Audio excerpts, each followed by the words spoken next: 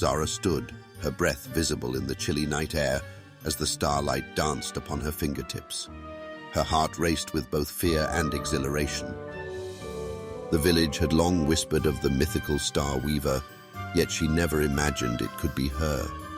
The ancient constellations, traced by her trembling hands, pulsed in sync with her heartbeat.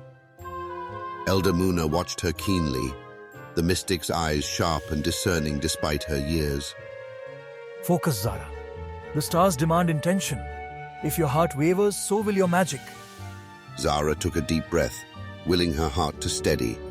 She concentrated on the ethereal thread in her hands, imagining it weaving into a simple charm for protection. The thread resisted, writhing as if alive, before settling into a shimmering amulet that gently floated to the ground. Elder Muna examined it closely. Imperfect, but the potential is undeniable. The villagers, however, were less reserved in their reactions, and soon Zara found herself at the center of attention. Kian arrived with the force of a tempest, his soldiers' rhythmic march announcing their presence long before they appeared. The banners of his kingdom, a golden lion against a dark blue sky, fluttered ominously in the breeze. The prince himself, clad in black armor that seemed to drink in the starlight, stepped forward. His eyes, molten gold, swept the crowd with a mix of authority and desperation. "I seek the Star Weaver," his voice rang out, commanding attention. Zara, feeling the weight of his gaze, was summoned before him. Despite his handsome features, a coldness about him set her on edge. "You have the gift. I need your help." Muna, ever protective, interjected. And why should we trust you, Prince Kian? You are known for bloodshed, not peace. A fleeting shadow of guilt crossed Kian's face. "I am bound by duty and a curse. The Star Elders demand atonement for my sins. But first, I must save my people," Kian confessed, his words resonating with Zara's own fears and expectations. The journey to Kian's kingdom was fraught with tension. Though distant, his eyes often lingered on Zara, observing her as she practiced weaving starlight into protective charms for their journey. As curiosity overcame her, she noticed the faint scars on his hands and the way he flinched at the mention of the Star Elders. "What did you do to anger the Star Elders?" she finally asked one night, her voice gentle under the celestial light. He hesitated before admitting, "I betrayed someone I loved."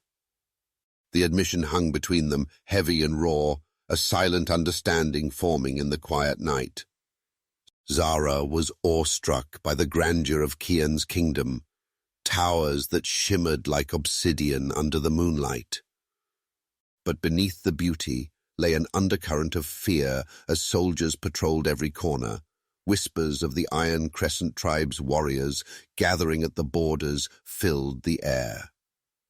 Inside the palace, the council demanded Zara summon a celestial barrier to protect the kingdom.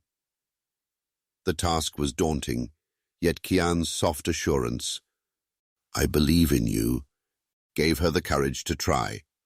Under the full moon, Zara wove her most formidable enchantment, encasing the kingdom in a shimmering barrier. The villagers cheered as her strength faltered, and she collapsed, caught by Kian. As days passed, Zara sensed unrest. The Iron Crescent tribe regrouped, and the celestial barrier's strength waned. Late one night, she found Kian alone in the garden, pain etched across his features. "What's happening to you?" she asked, kneeling beside him. "The curse," he whispered. "Every time you use your magic, it feeds on me." Her heart sank. "Why didn't you tell me?" "Because it doesn't matter. I would give anything to protect my people, even my life." His vulnerability shattered her resolve, and she took his hand, whispering, "You don't have to do this alone." When the Iron Crescent launched their attack, Zara and Kian stood together. Her magic shielded their forces, while his sword shone with lethal brilliance. Yet the battle took its toll. Zara's strength waned as Kian's curse threatened to consume him. Desperate, Zara wove one final spell, channeling all her power to break the curse.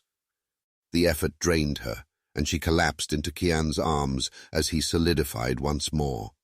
The invaders retreated, but the victory was bittersweet. As Kian cradled Zara, he whispered, "You've given everything for me. I'll never forget."